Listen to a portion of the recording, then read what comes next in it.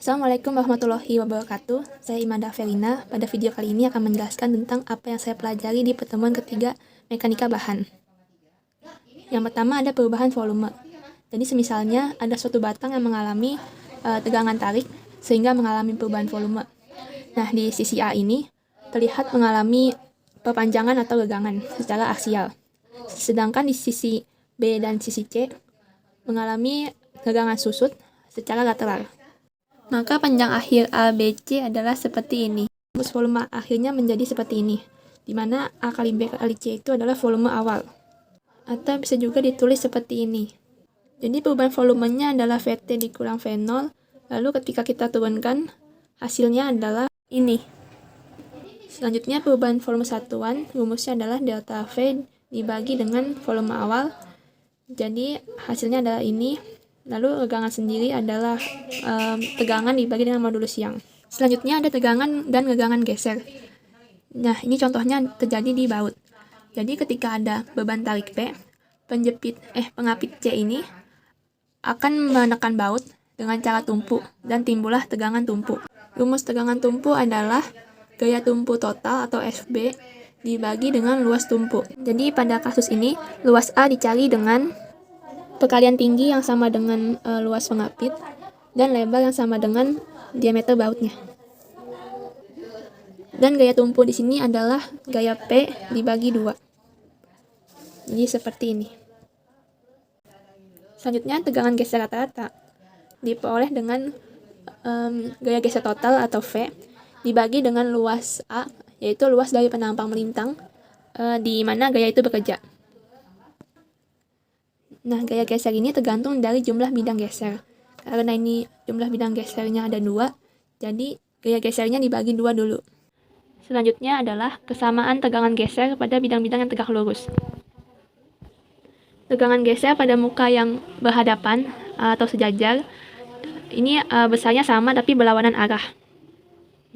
Lalu untuk tegangan geser di sisi yang bersebelahan atau tegak lurus, itu besarnya sama, tapi arahnya itu saling menuju atau saling menjauhi.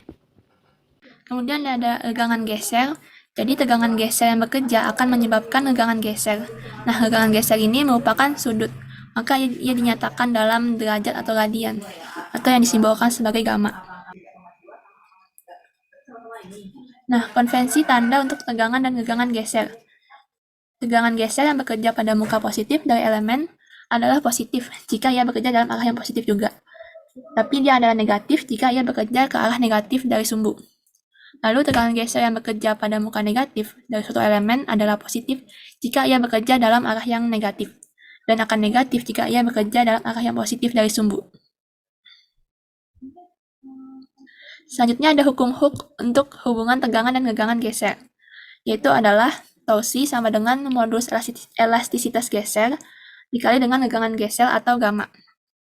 Nah, untuk bahan yang isotropik, cara untuk mencari nilai G atau modulus elastisitas geser adalah modulus yang dibagi dengan 2 dikali 1 ditambah Poisson ratio. Selanjutnya ada tegangan izin dan beban izin. Jadi ketika kita mendesain suatu struktur, kita tuh harus memastikan bahwa kekuatan aktual suatu struktur itu melebihi kekuatan yang dibutuhkan.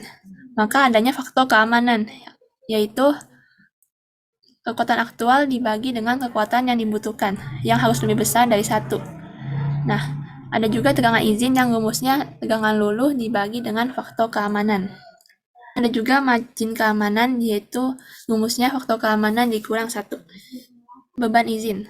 Nah, untuk batang yang mengalami tarik dan tekan langsung atau tidak ada tekuk, beban izin rumusnya adalah tegangan norma izin dikali dengan luasnya. Lalu untuk sendi yang mengalami geser, maka beban izinnya adalah tegangan geser dikali dengan luas. Dan rumus beban izin untuk tumpu adalah tegangan tumpu dikali dengan luas konversi. Dalam mendesain suatu struktur, kita harus menentukan luas atau besarnya struktur itu, supaya dapat memikul beban yang akan ada dan berfungsi seperti yang diharapkan. Nah, rumus luas yang dibutuhkan ini adalah beban yang disalurkan dibagi dengan tegangan izin. Persamaan ini tuh bisa diterapkan pada setiap struktur yang mempunyai tegangan yang terbagi rata pada areanya.